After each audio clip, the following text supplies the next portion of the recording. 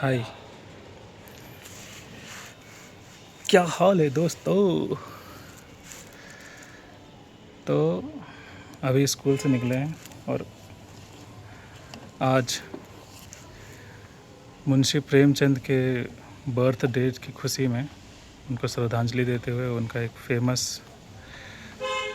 Story को लेके एक एक्ट बच्चों ने प्रस्तुत किया, बच्चों ने प्रिपेयर किया था।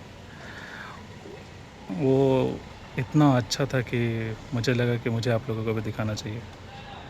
तो वो स्टोरी है पंच परमेश्वर, जिसका एक्ट ये लोग कर रहे हैं और आप लोग भी प्रोबेबली देखे ही हुए होंगे। दोनों को एक दूसरे पर पूरा भरोसा था। देखिए आगे। आंख बंद करके भरोसा कर सकता हूँ। हाँ, मैं भी तुम पे आंख बंद करके भरोसा करता हूँ। ठीक है, मिलता हूँ फिर। वे साथ खाते पीते नहीं थे, धर्म भी अलग थे, केवल विचार मिलते थे और यही उनकी मित्रता का आधार था। जुम्मन की एक बूढ़ी खाला थी। उनके पास थोड़ी सी जमीन जायदाद थी। लो खाला, खाना खाओ। खाला, कैसे हो? मैं अच्छी हूँ, तुम बताओ, तुम कैसे हो? मैं भी अच्छा हूँ। तुम लोग जब मुझे इतना अच्छे से रखते हो तो मैं सही ही रहूंगी ना। जुम्मन ने उन्हें फुसलाकर जायदाद अपने नाम लिखवा ली। खाला, मैं सोच रहा था कि जो आपके पास थोड़ी सी जमीन है वो मेरे नाम कर दो, मैं उसमें खेती बाड़ी करके कुछ पैसे भी कमा लूंगा। हाँ, ठीक ही बोलते हो। लाओ कागज दो, मैं अंगूठा लगा देती हूँ। जब तक दान पत्र आदर होता था, रजिस्ट्री होते ही सब कुछ बदल गया। अब खाला को सूखी रोटी और कड़वे बोल ही सुनने को मिलते थे। बहू, मुझे कुछ खाना दे दो, मुझे भूख लगी है। चल हट बुढ़िया, नहीं है खाना। ये क्या बोल रही है? अभी रुक, मैं मेरे भतीजे के पास जाती हूँ, वो तुझे सबक सिखाएगा। बेटा सुनो, मैंने तुम्हारी बहू से खाना मांगा और उसने मुझे धक्का दे दिया। तो मैं क्या करूँ? जाओ यहाँ से, मैं तुम्हें नहीं जानता। कुछ दिन तक खाला जान ने सुना और सहा। जब और ना सह सकी तो बोली, तुम मुझे खाना नहीं दे रहे हो तो मुझे कुछ पैसे ही दे दो, मैं अपना अलग खा पका लूंगी। मैं नहीं दूंगा पैसे, जाओ यहाँ से। जुम्मन ने रुपए देने से मना कर दिए। इस पर खाला बिगड़ गई। उन्होंने पंचायत करने की धमकी दी। ठीक है, जब तुम मेरी बात नहीं मान रहे हो तो मैं पंचायत के पास जाती हूँ। पढ़ा लिखा होने के कारण जुम्मन का बहुत मान था। वह जानते थे कि जीत उनकी ही होगी। हाँ हाँ, जरूर जाओ। कई दिनों तक बूढ़ी खाला घर घर घूमी, सब लोगों से पंचायत में आने के लिए कहा। किसी ने हाँ हो करके टाल दिया तो किसी ने उल्टा उन्हीं को गालियां दी। सुनो बेटा, क्या तुम मेरे साथ पंचायत में चलोगे? अच्छा अच्छा, देखेंगे। सुनो बेटा, क्या तुम मेरे साथ पंचायत में चलोगे? नहीं, जाओ यहाँ से। सुनो, क्या तुम मेरे साथ पंचायत में चलोगे? नहीं नहीं, जाओ यहाँ से। क्या तुम मेरी मदद करोगे? हाँ हाँ। क्या तुम मेरी मदद करोगे? हाँ। क्या तुम मेरे साथ पंचायत में चलोगे? हाँ हाँ, चलेंगे। चारों ओर से घूम घाम कर बेचारी अलगू चौधरी के पास आई। मैं बहुत परेशान हो गई हूँ। अच्छा, मुझे अलगू के पास जाना चाहिए, वो मेरी मदद जरूर करेगा। नमस्ते खाला। खुश रहो। क्या हुआ खाला, आप इतना चिंतित लग रहे हो? मैं बहुत परेशान हूँ। मेरे बेटे ने धोखे से मुझसे मेरी जमीन ले ली और अब मुझे धक्का मार के घर से भी निकाल दिया और पैसे भी नहीं देता जब मांगती हूँ तो। अलगू से भी पंचायत में आने के लिए कहा। तो मैं ये चाहती हूँ कि तुम मेरे साथ पंचायत में चल के मेरी मदद करो। अलगू बोले, आ तो जाऊंगा लेकिन मुंह नहीं खोलूंगा। जुम्मन से मेरी बहुत ही पुरानी दोस्ती है। तो बेटा, क्या बिगाड़ के डर से ईमान की बात ना कहोगे? खाला चली गई, पर अलगू बहुत देर तक यही बात सोचता रहा। क्या करूं, दोस्ती या ईमानदारी। शाम के समय पेड़ के नीचे पंचायत बैठी। खाला ने पंचों को अपना दुख सुनाया और न्याय मांगा।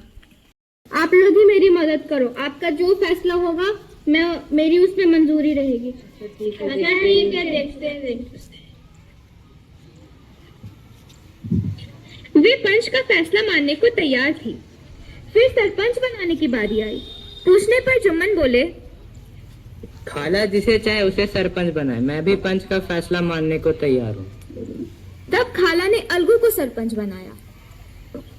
मैं क्या करूं? मुझे लगता है मुझे अलगू को सरपंच बनाना चाहिए। ठीक है, मैं अलगू को सरपंच बनाती हूँ। अरे ये क्या हो गया? जुम्मन खुश हो गए।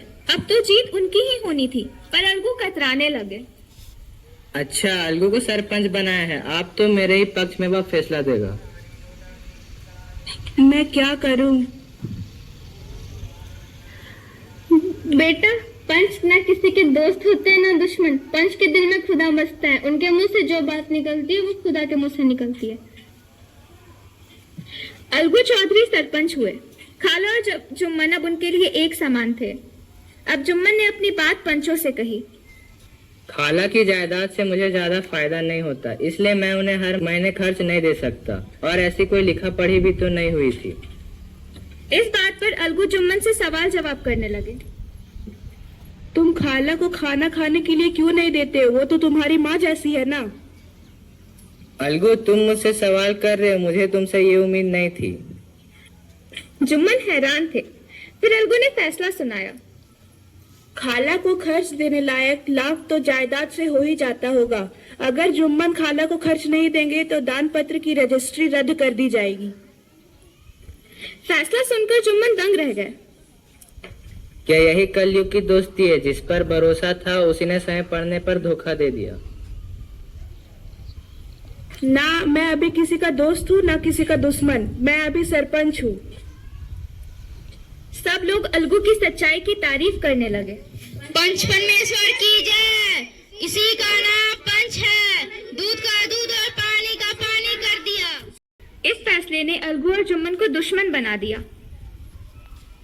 अरे अलगू, जाओ यहाँ से, अब तुम मेरे दोस्त नहीं हो। सच के एक झोंके ने दोस्ती की जड़ हिला दी। जुम्मन हर समय बदला लेने की सोचने लगे। अलगू ने मेरे खिलाफ फैसला सुनाया था ना, अब मैं अलगू से बदला लेकर ही रहूंगा।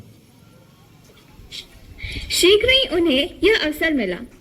पिछले साल अलगू मेले से बड़े बड़े सींगों वाले एक जोड़ी बैल खरीद लाया था। ये लो खाना खाओ।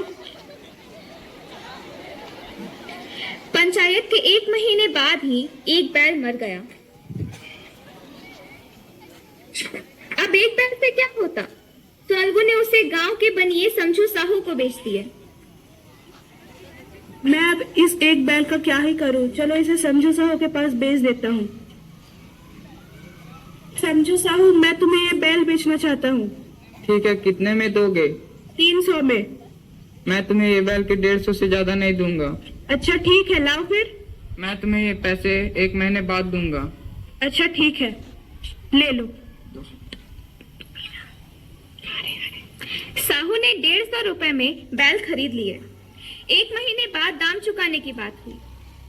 समझू साहू गांव से गुड़ घी लाद कर मंडी ले जाते थे, फिर मंडी से तेल नमक लाकर गांव में बेचते थे। नया बैल पाया तो दिन में 3-4 चक्कर लगाने लगे। पशु के साथ पशु सा बर्ताव किया, न ठीक से चारा दिया न पानी ही। आखिर एक दिन कोड़ी की मार खाते खाते बैल जो गिरा फिर कभी ना उठा। कई महीने बाद अलगू बैल के दाम मांगने गए। अरे समझो, मैंने जो 1 महीने पहले बैल बेचे थे उसके 150 रुपए लाओ। हमारा सा बैल दिया था उस पे दाम मांगने चले, यहाँ तो जन्म भर की कमाई लूट गए। चलो जाओ यहाँ से, एक भी पैसा नहीं मिलेगा तुम्हें। हमारा सा बैल बेचा, ऊपर से उसमें दाम मांगने को आए हो। अरे लेकिन वो बैल तो जिंदा था ना जब मैंने तुम्हें दिया था। निकलो निकलो, चलो निकलो यहाँ से। समझू साहू और उनकी पत्नी ने उन्हें बहुत डांटा। अलगू 150 रुपए गंवाना न चाहते थे। लोगों ने उन्हें पंचायत करने को कहा और वे मान गए। अरे खाला, पिछले महीने मैं समझू को एक बैल बेचा था। उसने बोला था कि 1 महीने बाद मैं तुम्हें बैल का पैसे दे दूंगा, लेकिन दिए नहीं, तो मैं क्या करूं? ये तो बहुत गलत बात है। तुम्हें पंचायत के पास जाना चाहिए, वही सही फैसला करेंगे। हाँ हाँ, तुम तो ठीक बोल रही हो। पंचायत की तैयारियां हुई। तीसरे दिन शाम को उसी पेड़ के नीचे पंचायत बैठी। समझू साहू ने जुम्मन शेख को सरपंच बनाया। मैं सरपंच किसे बनाऊं? अलगू चौधरी और जुम्मन शेख में दुश्मनी चल रही है। मैं सरपंच जुम्मन शेख को बनाता हूँ।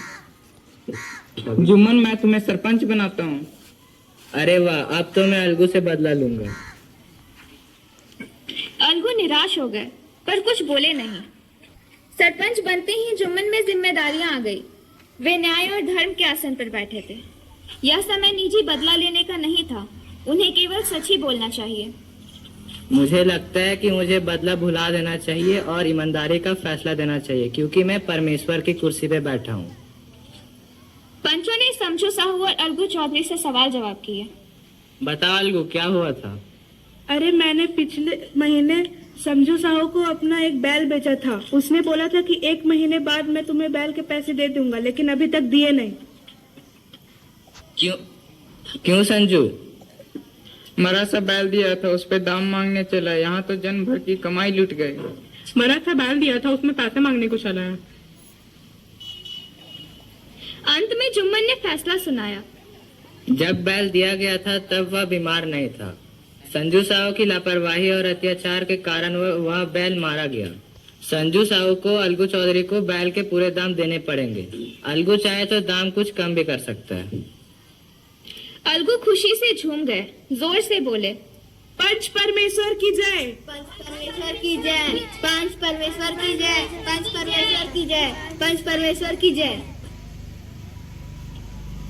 थोड़ी देर बाद जुम्मन अलगू के पास आए, गले लिपट कर बोले, आज पता चला है अलगू, पंच ना किसी का दोस्त होता है ना दुश्मन। पंच में तो परमेश्वर का वास होता है। दिल का मैल धुल चला था। मित्रता की मुरझाई हुई लता फिर से हरी हो गई।